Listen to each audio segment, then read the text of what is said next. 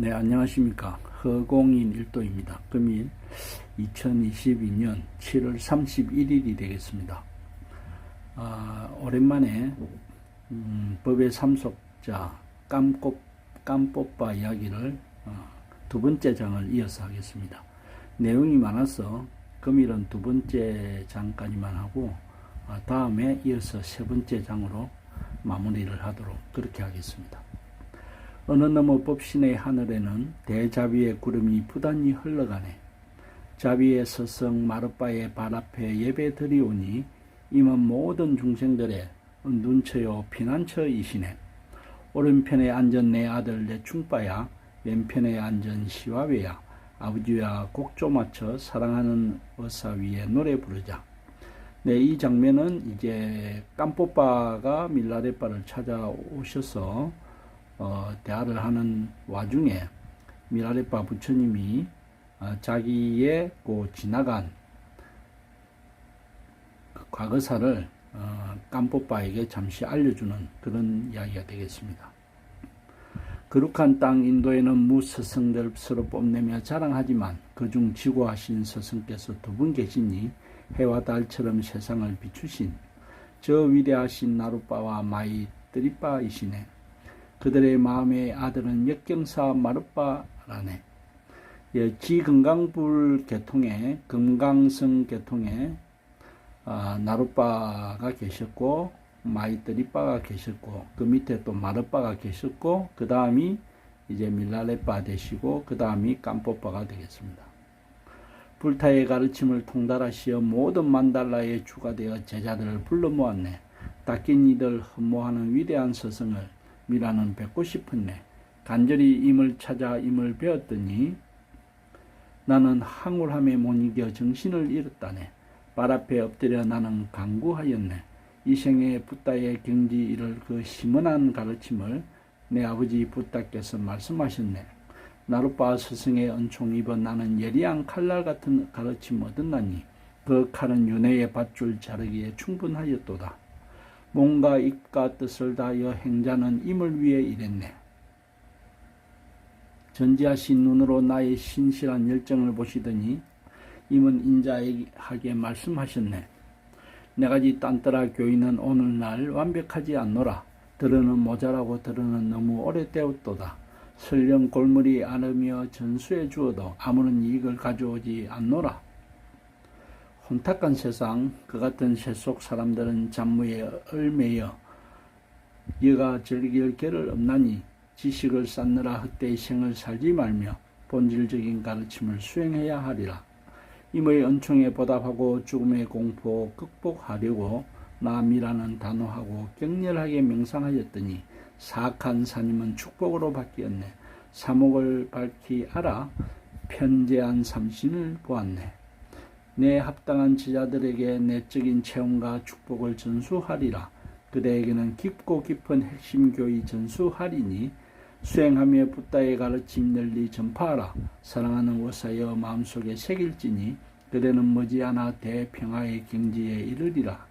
생의 이야기는 간략히 노래했네. 세밀한 부분은 훗날을 기다리렴. 노인은 그대의 한금 원치 않네. 또한 그대의 차를 달려 마실 다구조차 없네. 그대 내밀한 법통을 전수받으려거든 나의 길을 따르라. 나를 따라 수행하라. 친애하는 이여 그대에게 그대의 답하여 노래하였노라. 아마 깜뽀빠가 선물로서 마시는 차를 드린 모양인데 그 차를 달려 마실 도구조차 없다. 다구조차 없다. 그렇게 말씀을 하셨습니다. 밀라레빠는 말하였다. 이 노래는 친애하는 약사 승리를 환영하는 노래이다. 그러자 깜뽀빠는 차를 끌려와서 스승에게 바치며 청하였다. 이 연물을 받아주십시오. 선생님에 대한 존경심의 상징이랍니다. 밀라레빠는 기뻐하며 찻잔을 받아 마시고 레충빠를 향해 말하였다. 우리도 약사승리에게 차를 대접해야겠구나. 자, 가서 레빠들에게 조금씩 모아보렴. 스승의 말씀에 따라 레충빠가 차를 모아서 다리고 있는데 이때 밀라레빠가 다가와서 말하였다. 자, 이제는 맛을 낼 조미료가 필요하지 않겠느냐. 그러자 밀라레빠는 차 주전자 안에 오줌을 누기 시작했다. 이리하여 차 맛은 한층 신묘하고 감미로워졌다. 이는 진리의 전수를 상징하며 무해행의 일종인 딴뜨라적인 광행이다. 예, 이 주전자 안에 오줌을 넣었지만 사실은 그거는 신통력으로 이루어진 것이겠죠. 그래서 아마 오줌은 아니었을 거라 생각을 합니다. 한편 까담바 성녀는 미라레빠에게 간청하였다. 스승님 부디 제가 진리와 인연을 맺도록 축복을 내려주시기 바랍니다. 미라레빠는 그에게 물었다. 내가 축복해 주는 보답으로 그대는 무엇을 바칠 작정이요? 저는 아무것도 바칠 게 없습니다. 내가 보니 그대는 황금을 제법 갖고 있는데 아무것도 바칠 게 없다고 하니 참으로 자신에게 부끄러운 일이요. 그렇게 우유부단한 사람들에게 심오한 가르침을 베풀거나 축복하는 것이 무슨 쓸모가 있겠소. 그대는 본래 계획한 대로 네팔까지 계속 여행하는 게 좋겠소. 옆에 있던 간뽀빠는 생각했다. 그 누구도 스승님을 속일 수는 없겠구나. 스승님 앞에서는 마음속에 작은 생각조차도 조심하지 않으면 안 되겠구나. 이래하여 간뽀빠는 미라레빠를 완성자 부따로 여기고 섬기게 되었다. 예, 미라레빠 부처님 앞에서는 모든 상대방의 타심통이 되니까 참 조심스럽죠. 그 조심스러운 마음 자체가 이제 수행을 이끌 수 있는 그런 행위가 되겠다 싶습니다. 그대는 이전에 입문식을 받은 적이 있느냐? 미라레빠가 간뽀빠에게 물었다. 예, 있습니다. 간뽀빠는 다른 스승들로부터 받은 입문식과 가르침과 자신의 체험과 삼매의 경험을 말씀드렸다. 스승은 웃으며 말하였다. 모래알로 참기름을 짤 수 있다더냐. 참기름은 참깨로 짜야 하는 법. 마음의 본질을 알려면 먼저 내부열 수행을 해야 한다. 이는 그대가 이전에 받은 입문식들이 부족하다는 뜻이 아니다. 나는 다만 올바른 까르마의 인연이 얼마나 중요한 것인지, 그리고 법계의 축복을 받아야 할 절대적인 필요성을 강조해 두고 싶을 뿐이다. 그리 미라레빠는 간뽀빠를 축복하고 주홍빛 진사로 만달라를 만들어 구전법통의 파모 행법을 입문시키고 핵심 교의를 전수하였다. 그는 미라레빠의 가르침과 다른 스승들에게 배운 가르침을 비교해보고 마음속에 몇 가지 의심을 품게 되었다. 간뽀빠는 이에 정경과 수행과 정행의 요체를 알리고 미라레빠를 찾아왔다. 이때 미라레빠는 간뽀빠의 모든 의심을 제거하고자 갓비빠의 전통에 의한 딴뜨라의 가르침을 들려주었다. 자기의 마음을 통해 얻어지는 정경과 수행과 정행의 요체에 관한 노래. 친애하는 약사성이여 최상의 올바른 정견은 확고하고 결단력 있게 마음을 관찰하는 함이네. 마음을 떠나 정견을 구하면 눈 어두운 괴한이 황금을 훔치는 것과 무엇이 다르니. 친애하는 약사성이요. 그러니까 마음을 관찰해야지 마음 이외에서 부처를 구하고자 하거나 마음 이외에서 모든 것을 구하고자 한다는 것은 다 헛것이다. 그런 말씀 같습니다. 세상의 수행에서는 산란한 마음과 흑조름을 허물로 보지 않네. 허물이라 여기에 구태여 벗어나려 할지면 밝은 대낮에 등불을 켜는 것과 무엇이 다르리. 그러니까 여기서는 산란한 마음과 졸음도 결국은 자기 마음에서 나타난 망상이다. 그렇게 되는 거죠. 이거는 거의 선불교의 그 가르침과 동일한 것입니다. 나의 본래의 마음에서 한 가지 생각이 일어나는데 그 한 가지 생각이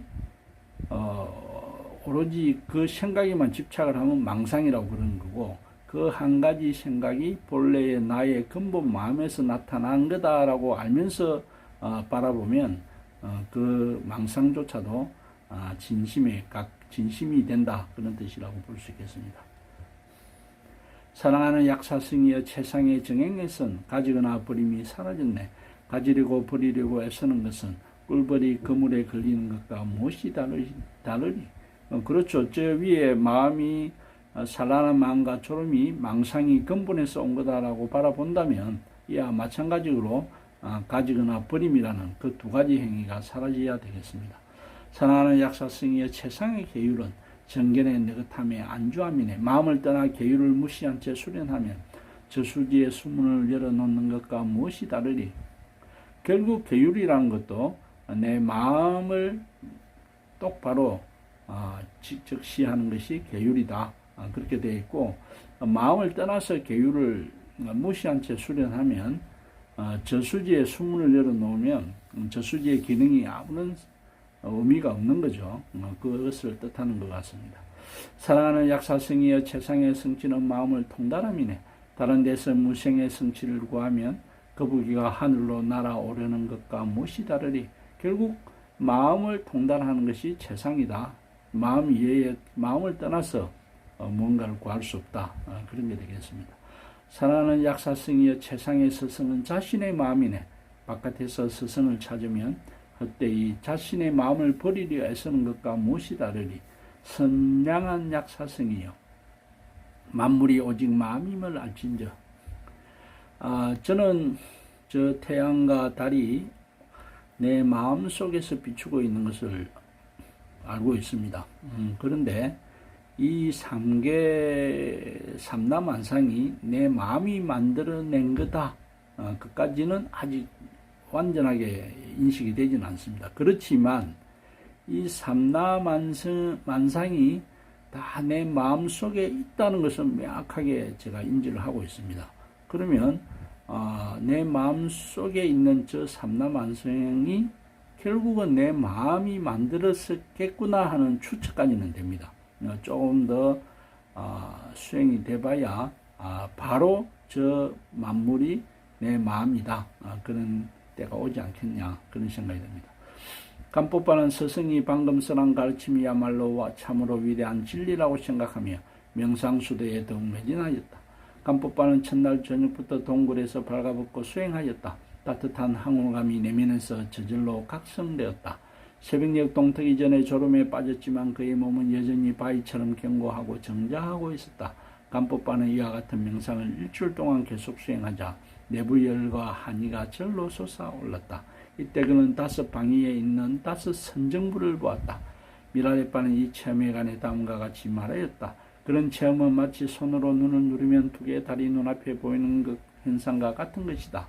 그대가 체험한 것은 단지 5뿔 하나를 조절함으로써 나타나는 현상에 불과하다. 그러므로 그것은 좋은 것도 아니요 나쁜 것도 아니니 더욱 정진하여라. 간법바가 일주일 정도 수행을 하자 5방위에서 부처님이 보였다는 거예요. 그럼 보통 수행자는 부처님이 보이면 소위 헷가닥해서 뭔가를 이룬 것처럼 이야기하지만 미라레빠는 그것은 단지 너의 생명 에너지의 조절 현상이다 이렇게 나타납니다.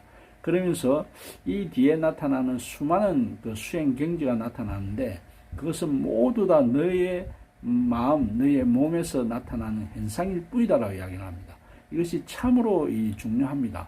결국은 이 삼천대천 세계도 다 내 마음속에서 나타난 거다라는 그런 것과 같은 현상이 되겠고, 티베트의 그 유명한 사자의 서를 보면 망자, 죽은 자가 49일 동안 나타나는 모든 그런 현상이 결국은 다 자기 마음에서 나타난 거다 이런 게 나타납니다. 저는 그걸 보고 굉장히 놀란 적이 있었는데, 망자가 죽어서 나타나는 그 모든 첫째의 그 밝은 빛부터 두 번째 아주 좋은 부처님의 형상, 세 번째 아주 무서운 현상들, 네 번째 번개, 지진, 온갖 것들은 다 자기 마음에서 나타난 거다. 그런 현상과 동일하다고 보시면 되겠습니다. 비록 스승은 이 같은 체험에 아무런 공덕이 없다고 말하였지만 간법바는 열성적으로 석 달 동안 계속 명상하였다. 어느 날 새벽녘 갑자기 거대한 삼천대천 세계가 수레바퀴처럼 빙빙 돌기 시작했다. 간법바는 현기증이 나 몇 번이나 토하다 마침내 기절하고 말았다. 한참 동안 바닥에 쓰러져 있던 간법바는 정신이 들자 미라레빠를 찾아가 이 초현상을 말씀드렸다. 스승은 이렇게 말하였다. 그것은 머리에 대지복 자크라에 있는 띠레가 증가했기 때문에 나타난 현상이다. 좋은 것도 아니요 나쁜 것도 아니니 더욱 정진하여라.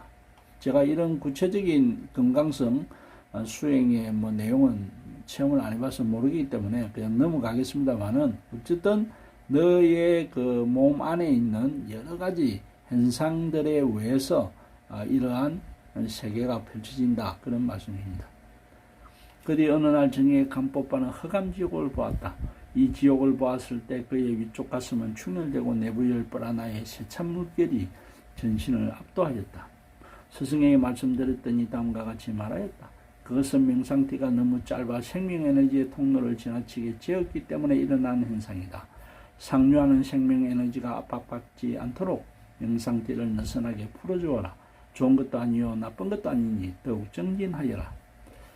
이렇게 보면 결국 지옥이라는 것도 자신이 지은 거다. 그렇게 볼 수 있겠습니다. 어느 날 간법바는 전륜왕과 육도 세계의 모든 신들을 보았다. 지구한 천상계의 신들은 낮은 세계의 존재들을 위해 감노비를 뿌리고 있었다.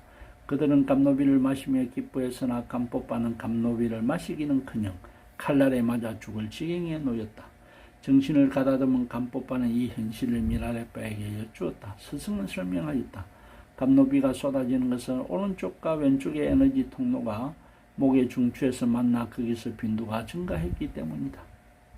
그대가 감노비를 마실 수 없는 것은 중앙 에너지 통로가 아직 열리지 않았기 때문이다. 그대에게는 육체적인 강한 운동이 필요하다. 스승이 이렇게 말한 뒤 간법바에게 뛰어오르거나 구르기 같은 몇 가지 활기찬 운동을 시켰다. 간법바는 그 후 한 달 동안 계속 명상하였다. 어느 날 간법바의 몸은 떨리기 시작했다. 끊임없이 전율하고 진동했다. 어찌된 영문일까? 혹시 악신이 들린 건 아닐까?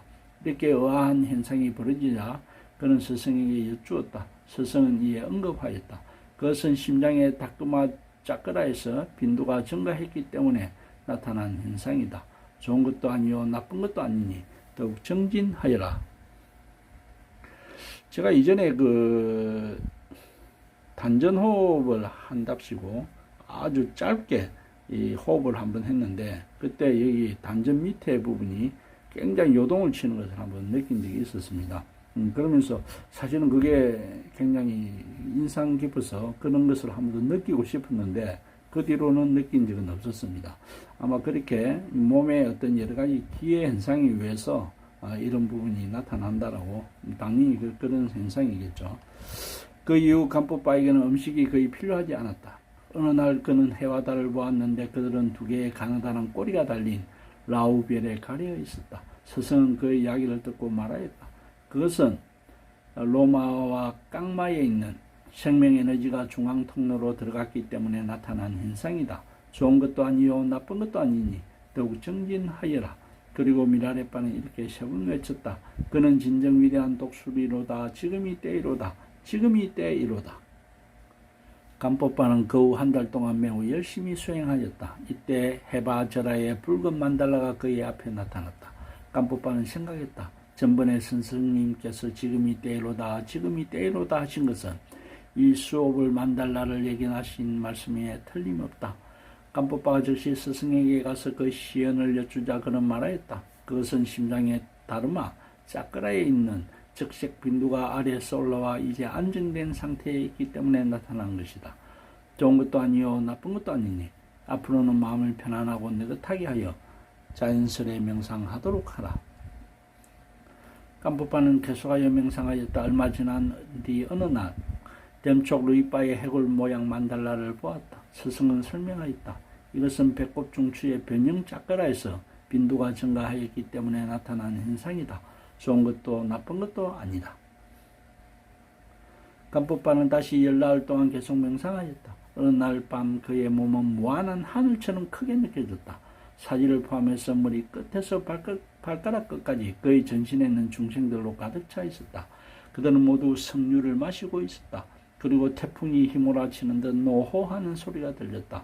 그러나 어디서 그 소리가 들리는지 알 수 없었다. 새벽이 되어 명상띠를 느슨히 하자 소리는 그쳤다. 이 초현상을 스승에게 주었더니 그는 이렇게 설명하였다. 이것은 업의 뻔하나로 말미암아 모든 빈도가 전신의 수십만 나디 안으로 들어갔기 때문에 느껴지는 현상이다. 지금은 이 업의 생명에너지가 지혜의 생명에너지로 바뀔 때이다. 이리하여 미라레빠는 간법바에게 뜸모 행법의 최상법을 전수해주고 계속 수행하게 하였다. 어느 날 온 골짜기가 연기로 꽉 차더니 오후부터는 사방에 어둠이 짙게 갈렸다. 간법바는 눈먼 장님처럼 더듬거리며 기어서 스승이 계신 곳으로 갔다. 미라레빠는 말하였다. 이것은 조금도 놀라울 게 아니다. 다만 편히 앉아서 조용히 명상하라. 이때 미라레빠는 깜뽀빠에게 상처의 장애물을 정화시키는 행법을 가르쳐 주었다. 그 결과 아침 햇살에 어둠이 그치듯 검은 연기는 삽시간에 사라졌다. 그 어느 날 밤 깜뽀빠의 전신은 살과 피가 녹아지고 뼈만 남아서 무수한 나디들과 연결된 듯 하였다. 스승에게 여쭈었더니 스승은 설명하였다. 그대가 지나치게 애쓰며 수행했기 때문에 생명 에너지가 긴장되어 그런 것이다. 좀 더 여유있게 수행하도록 하라. 이리하여 수업을 행법은 저녁에 하고 스승 행법과 여러가지 기도는 밤중에 행하고 첫 새벽에는 생명 에너지 행법을 수행하고 아침에는 잠시 잠을 자기로 하였다. 마침내 이전에 지니고 있던 습관적인 사념과는 관계없이 24가지 징조가 깜뽀빠의 꿈에 나타났다. 그는 꿈에서 깨어나 생각했다. 이것은 길조일까? 흉조일까? 스승님의 일체를 아시는 살아계신 붓다이시니 가서 여쭈어 봐야겠구나. 의심에 사로잡혀 머뭇거리다가 스승 미라레빠를 떠올린 그는 즉시 스승에게 달려갔다. 얼마나 항망이 달려갔던지 옷을 입는 것조차 잊어버렸을 정도이다. 한편 미라레빠는 주 아래에 있는 동굴에서 무명옷을 둘둘 말아 베개를 삼고 잠들어 있었다. 깜뽀빠는 스승에게 나아가 절을 올리며 말하였다. 존귀한 스승이시여, 스승님께 여쭐 소중한 말씀이 있습니다. 그만 주무시고 일어나십시오. 어서 일어나십시오. 미라레빠가 물었다.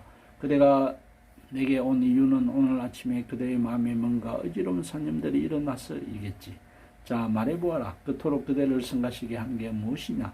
오 존귀하신 스승님, 간밤에 저는 꿈을 꾸었습니다. 하지만 이 꿈이 길조를 예시하는 것인지 그렇지 않으면 흉조를 예시하는 것인지 알 수 없습니다. 해몽해 주시지 않겠습니까? 이어 깜뽀빠는 노래를 불렀다. 꿈에 나타난 24가지 시연의 원미를 묻는 노래.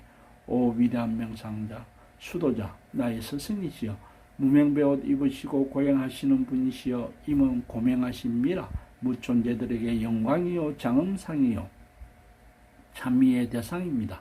임의 명성 맨 처음 듣고서 이 마음 기쁨과 영감에 가득 찼었지요. 임을 갈망하는 마음의 그 어떤 시련도 돌아보지 않고 상제보살인 양 임을 찾아 나섰지요. 험난한 여행길도 눈물로 얼룩졌답니다. 언제나 지존하신 스승님 만나 뵈올까? 임 향한 열망에 박차오르는 눈물은 이 몸을 상제보살인 양 여기게 되었지요. 불과 한나절 거리를 앞두고 죽음에 임하여 쓰러졌으니 이 몸은 길바닥에 내팽개진 돌멩이 같았지요.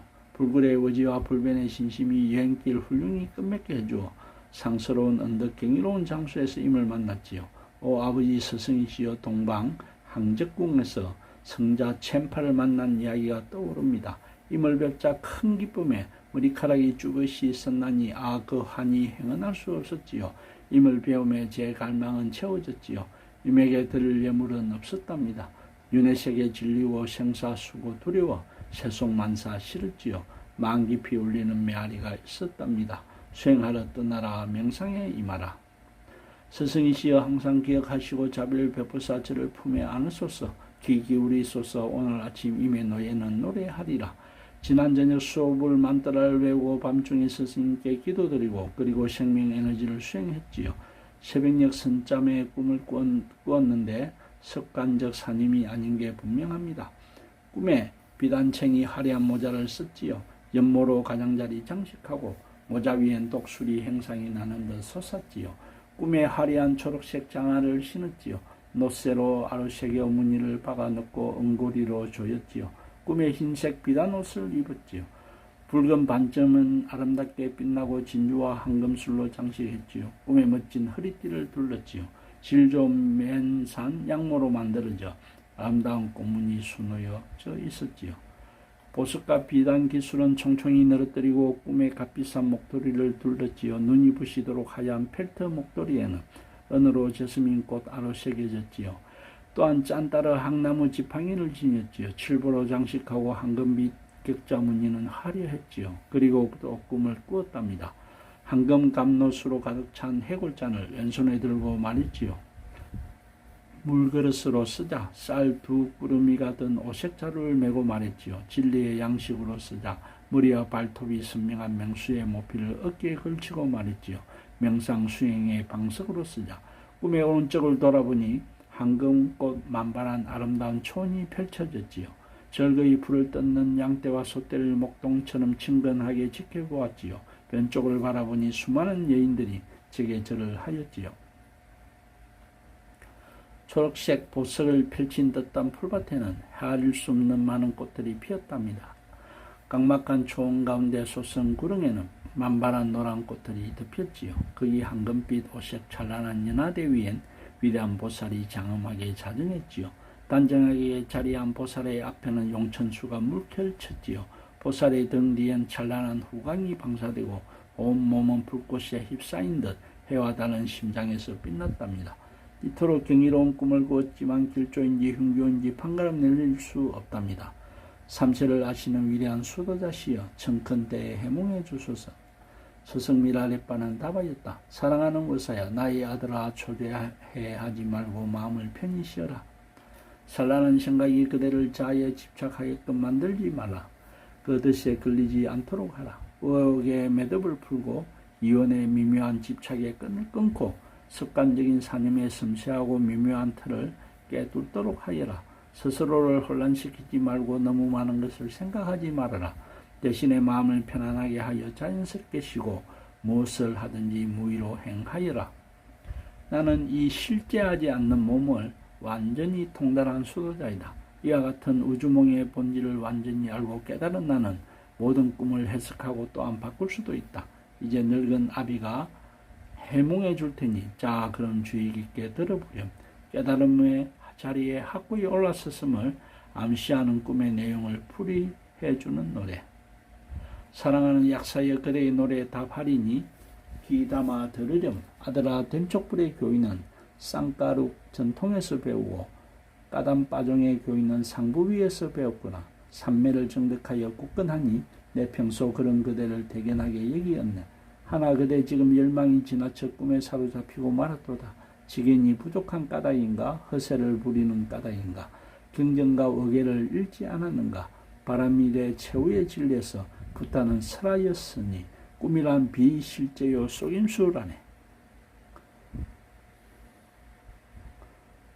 꿈들을 모으고 연구한들 무슨 이익이 있으리. 만물의 미망을 밝히려고 부타는 8비유 가운데 꿈을 들었네. 그대는 이 가르침 기억하고 있지 않더냐. 하지만 간방 꿈은 놀라운 예시의 징조이네. 나는 꿈을 통달한 명상자. 부처님이 꿈이란 비실제요 속임수라고 설명하셨다고 그렇게 말씀을 하고 있습니다. 나는 꿈을 통달한 명상자, 그대에게 길상서는 징조를 설명하리라. 머리에 쓴 새하얀 모자는 높고 낮은 견해에서 초월함을 상징하네. 가장자리 아름다운 장식은 미묘하고 심오한 진리의 본질을 그대 장차 설하게 되리라는 암시이네. 부드러운 모피의 다채로운 색깔은 장차 그대의 온갖 종파의 다양한 교의를 혼돈치 않고 설하게 되리라는 암시이네. 모자 위 나는 듯한 독수리 모양은 장차 그대 지고한 정견 마무드라를 얻어 불생의 본질을 보게 되리라는 암시이네. 화려한 몽고 장은 낡은 수레에서 높은 수레로 나아감을 상징하네. 초록색과 양각 장식은 장차 그대 붓다의 4가지 몸을 성취하리라는 암시이네. 장화 한 켤레는 이종 자랑이 불어나리라는 암시이네. 은고리 장화끈은 수행에 오류가 없으며 겸손하고 극기하여 붓다의 아들 되어 모든 불도들의 모범이 되리라는 암시이네.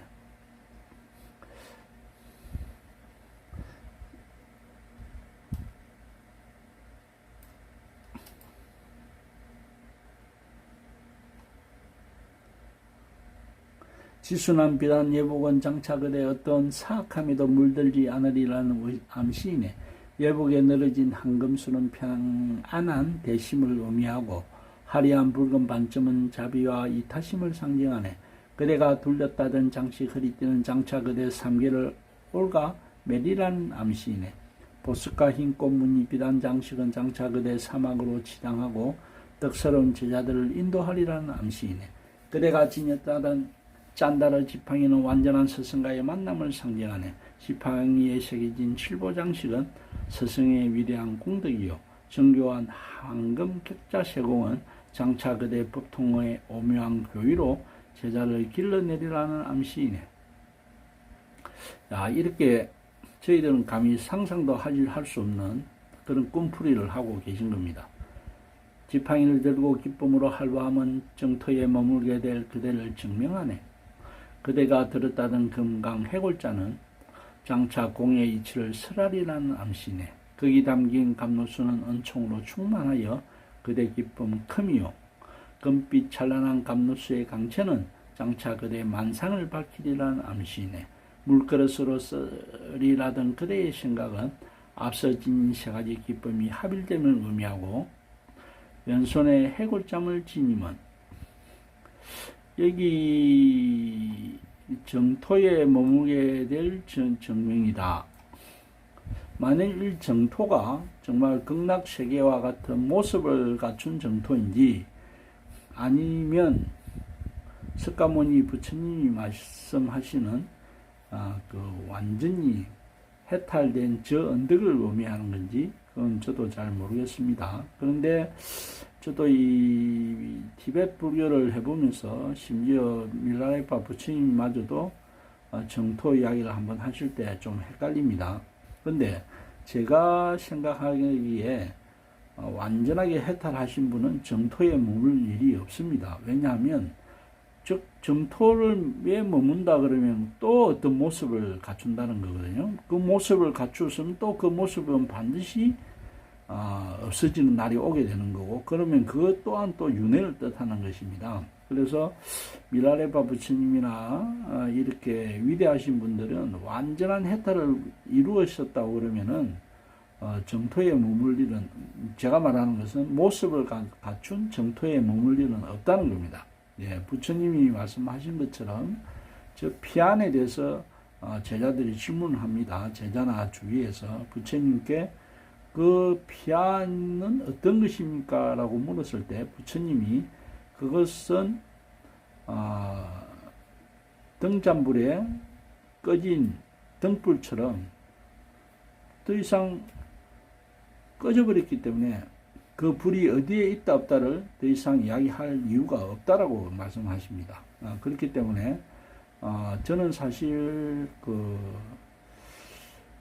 좀 개인적인 생각으로는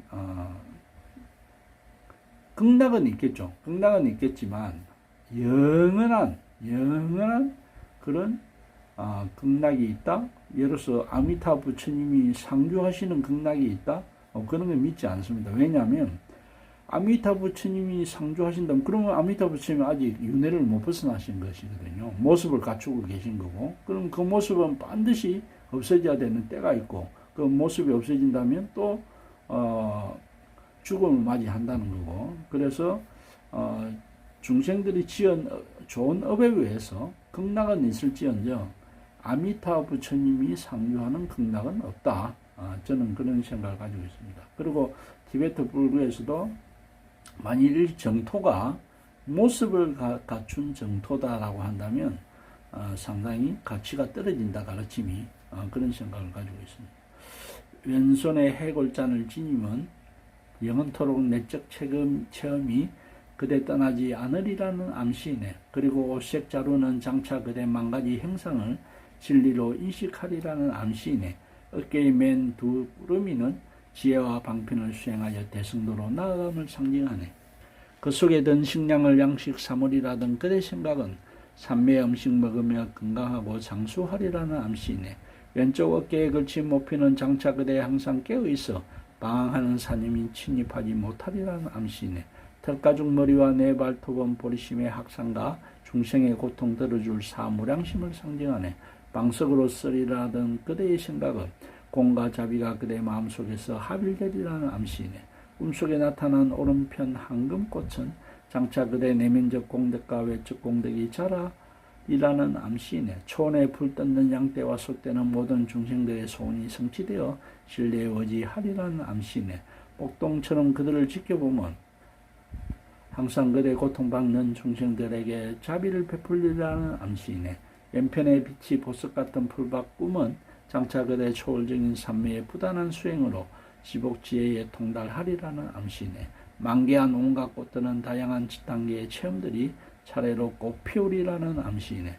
많은 여인들이 예배하면 나디와 빈두에 거하는 모든 닭깃니들 다스리라는 암시이네.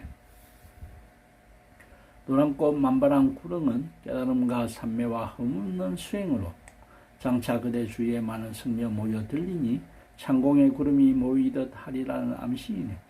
연화화돼 빛나는 황금 꽃잎은 진흙 속에서 머리 내맨 연꽃처럼 장차 그대 마음 윤회에 오염되지 않으리라는 암시이네. 연하자로 정자한 보살은 그대 젊은 보살이 열반에 탐닉 않고 대자 대비심으로 어머니 같은 중생들을 구제하려고 다양한 행상으로 모습 나툼을 상징하네. 저는 열반이라는 말씀이 나왔듯이 결국은 마음속에 탐진치가 완전히 없어져서 정말로 0.0000001%도 없어져서 모든 탐진치가 없어졌을 때 완벽한 열반을 이룬다, 그렇게 또 생각하는 거고, 마음속에 완전한 탐진치가 없어진다는 것은 결국 무명이 없어졌다는 거고, 무명이 없어졌다는 것은 아주 미세한 망상마저도 다 끊어졌다, 그런 걸 말씀합니다. 아주 미세한 망상이 다 끊어졌다는 것은 정말 꿈을 꾸지 않는 거다. 저는 그렇게 생각을 하는 겁니다. 그래서 도인은 꿈이 없다라고 하는 말씀이 맞는 말씀 같고요. 그 꿈을 또 우리 백봉 선생님은 그 정도는 아니더라도 꿈을 꿀 때 이것은 내가 꿈이구나, 그렇게 느끼면 수행이 된 거다. 마치 우리가 텅 빈 맑은 거울인데 거울에 망상이 착 비쳤을 때 비쳤구나를 알게 된다면 그게 바로 수행자다, 그런 거죠. 수행자의 마음은 아주 맑고 맑은 거울이죠. 아무것도 비추지 않을 때는 망상이 없는 겁니다. 근데 수행자도 몸을 갖추고 있기 때문에 순간 이렇게 망상이 착 비쳤을 때 거울 속에 망상이 싹 비춤을 알게 된다면 이게 꿈이구나, 망상이구나 깨달으면 그 상태로 그대로 유지할 수 있는 거죠.